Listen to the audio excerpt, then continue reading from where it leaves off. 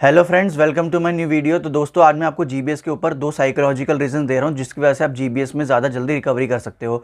तो पहले आप इस चीज़ को समझो कि जीबीएस से पहले जो आपका लाइफस्टाइल था वो बहुत बिजी था, बहुत एक्टिव था कि आप जॉब पे भी जा रहे थे, आप दोस्तों से भी मिल रहे थे, आप घर से बाहर भी निकल रहे थे, आप घूमने भी जा रहे थे, आप सारे काम कर रहे थे। लेकिन जीबीएस होने के बाद आपकी बॉडी पैरालाइज हो गई, आप बेड रिडन हो गए और आपने बहुत सारे काम करने छोड़ दिए। अब आप पार्टी नहीं करते, बाहर नहीं जाते, दोस्तों से नहीं मिलते, काम पे नहीं जा पा रहे, तो अब क्या हो गया, आप खाली हो गए। और खाली जब बंदा रहता है जीबीएस पेशेंट, तो वो अपने फ्यूचर के बारे में सोचता है, उसको चिंता आने लगती है कि क्या मैं पहले जैसा हो पाऊंगा, क्या मेरी लाइफ पहले जैसी हो पाएगी, क्या मैं फिर से ठीक हो पाऊंगा, क्या मेरी कंडीशन जो जीबीएस से पहले थी वो फिर से हो पाएगी।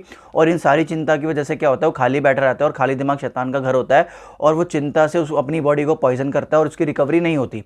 तो यहाँ पे सॉल्यूशन ये है कि आप अपने आप को जितना ज़्यादा बिजी रखोगे कंस्ट्रक्टिव चीज़ों में, जैसे कि आप किताब पढ़ सकते हो, घर में दोस्तों के साथ टाइम स्पेंड कर सकते हो, कोई मोटिवेशनल वीडियोस देख सकते हो, और भी कंस्ट्रक्टिव काम अगर आप अपने आप को कर दोगे और आप बिजी रहोगे, तो आप क्या है, जीबीएस से आपका जो माइंड है वो हटेगा और आप और चीज़ों में जाएगा। उससे क्या होगा कि आपकी जो नेगेटिविटी जो आपके माइंड में आ रही है वो हटेगी और आप रिकवरी ज़्यादा जल्दी कर पाओगे। तो पहले तो ये है कि अपने आप को जितना ज़्यादा हो सके उतना ज़्यादा कंस्ट्रक्टिव रखो, बिजी रखो कंस्ट्रक्टिव चीज़ों में, ताकि आपका माइंड जीबीएस पे ना जाए और आप नेगेटिव और चिंता ना करो और नेगेटिव चीज़ें ना सोचो, जिसकी वजह से आपकी रिकवरी स्लो डाउन हो जाती है।